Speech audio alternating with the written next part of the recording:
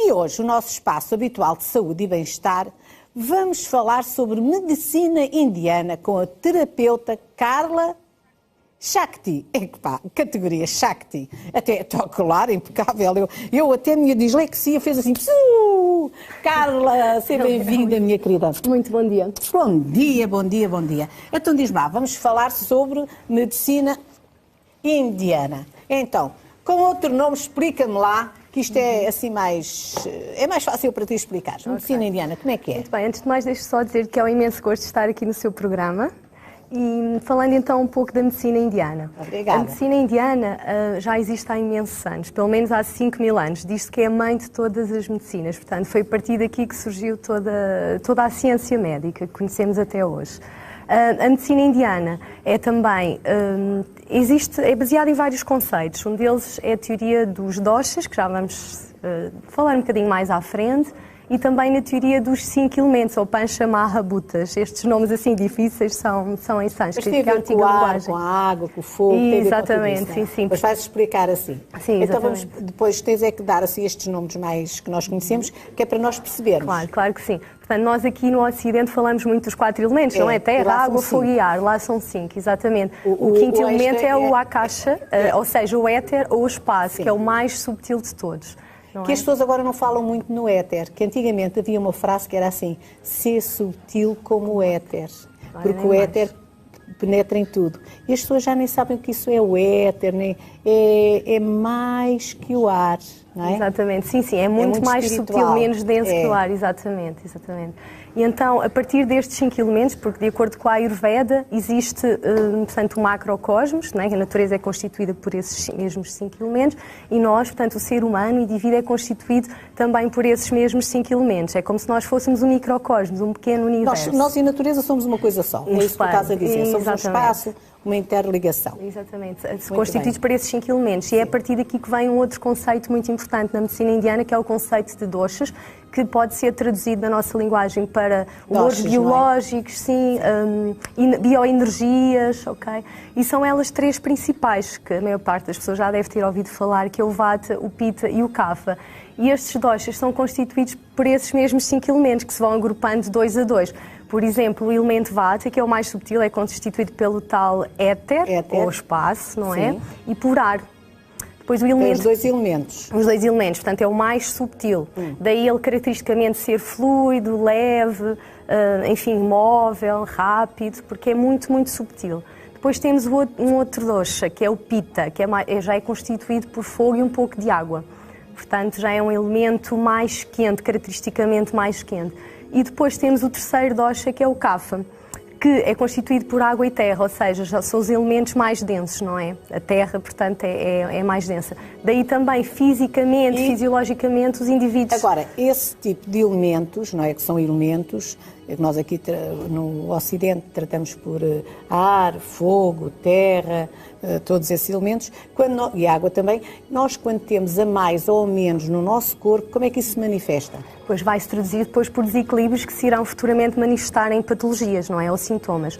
Por exemplo, se eu tiver mais água, dá-se uns exemplos reais. Por exemplo, mas com nomes em cada Ocidente, que é para nós percebermos. Claro que sim. Mas os doshas e os pittas, ninguém percebe nada. Por exemplo, esse dosha vata de elementos espaço e ar, se estiver em desequilíbrio, se tiver mais ar, por exemplo, ou espaço, em nós, no nosso organismo, vai-se manifestar como? A pessoa vai andar mais aérea, lá está, que é a constituição ar, vai andar mais volátil, mais dificuldade de concentração, insónias, vai-se mesmo manifestar por um aumento, por um excesso de ar no próprio organismo, ou seja, manifestando sobre a forma de flatulência, aerofagia, portanto, tudo isso vai-se manifestar dessa forma. Tudo que está relacionado com ar, portanto, tem ar a mais, portanto, e a água, por exemplo? Por exemplo, a nível da água, por exemplo, no Kapha, vai-se traduzir por acumulação de mucosidades. Okay? O Kapha são pessoas que tendencialmente têm sinusites, retenção de líquidos, precisamente celulite, precisamente pelo acúmulo tem muita água, da água. Portanto, tem muita água. Exatamente. E se tiver fogo?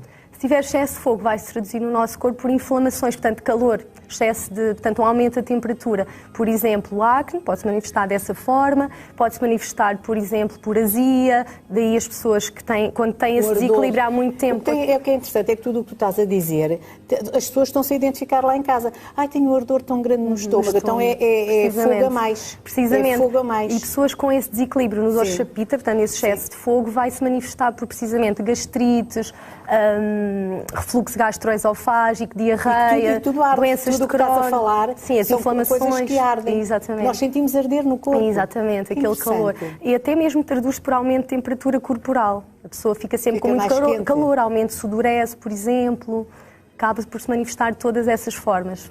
Então, e diz-me uma coisa, as pessoas também, antes de se manifestar no corpo, isto começa antes, não é? Explica lá como é que Sim. A diferença, por exemplo, da medicina indiana para a nossa medicina é que nós só quando já existe algum sintoma, alguma patologia, é que vamos ao médico. Nós aqui conseguimos perceber se já está estabelecido ou não um desequilíbrio. E por isso é que é tão importante nós fazermos a consulta, porque tanto um médico como um terapeuta conseguem perceber, através das nossas queixas, da avaliação da fisionomia do indivíduo, da parte psicológica, da sua fisiologia, se já está ou não instalado algum desequilíbrio, porque lá está, pode ser tão subtil que a pessoa de facto não se sente muito bem, nota que não está, enfim, que algo não está bem, ou que está muito cansada, que já não se sente da mesma forma, não se sente com energia, mas ainda não há nada, digamos, diagnosticado, nenhuma patologia. O que é que ele leva em consideração quando está a fazer o diagnóstico, o terapeuta? Por exemplo, nós analisamos vários aspectos. Não só o que a pessoa diz, mas vê-se através da análise, por exemplo, da digestão, se está a ser bem feita ou não, a nível, por exemplo, do suor, da urina, das fezes, fazemos também a análise do pulso, dos olhos e, sobretudo, da língua, porque através da análise da língua nós conseguimos perceber se há muita acumulação ou não de toxinas, aquilo que nós chamamos o zama. Por exemplo, quando acordamos de manhã com a língua com uma placa branca, muito espessa, isso significa que já estamos com uma acumulação muito grande de toxinas no organismo. Precisamos mesmo de um intenso processo de detoxificação. E quer-nos dar assim, alguns exemplos de tratamentos?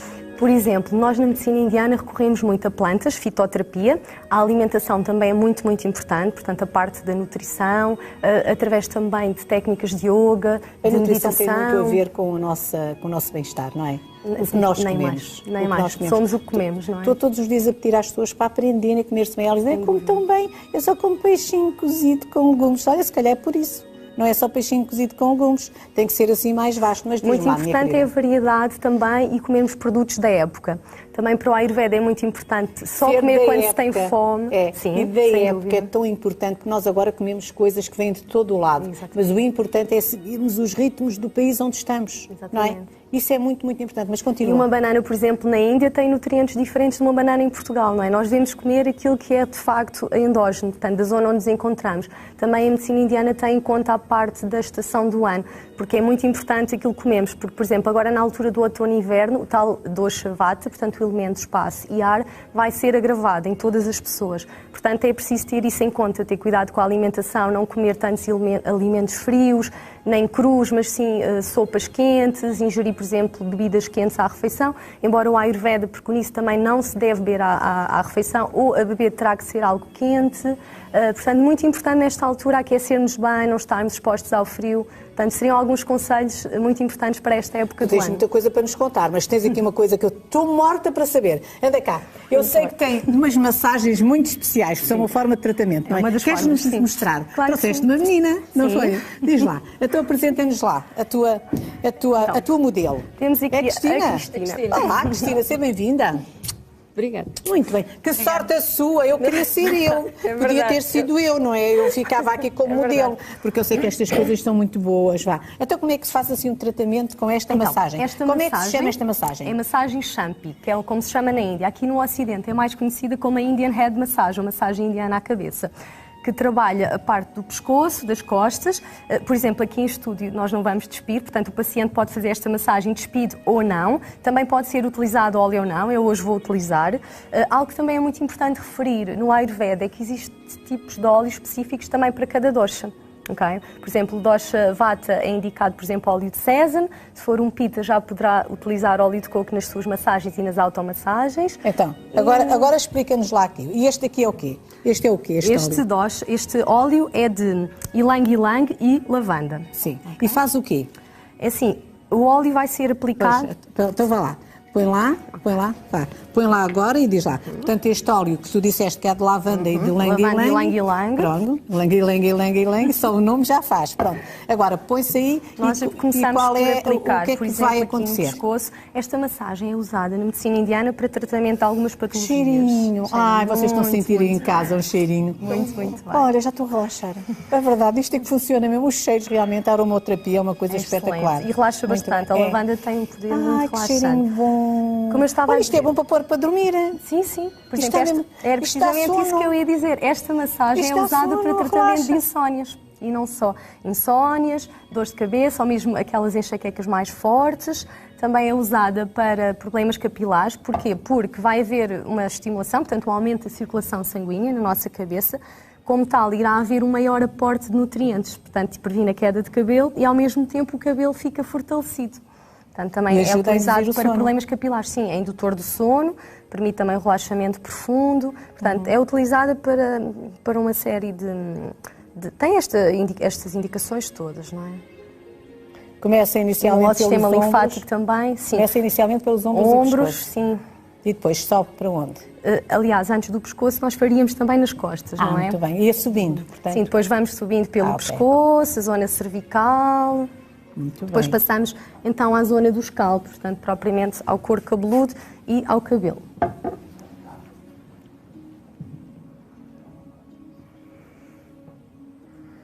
Cheira Até mesmo respira bem. mais fundo. Tá, e está-se a sentir mesmo bem.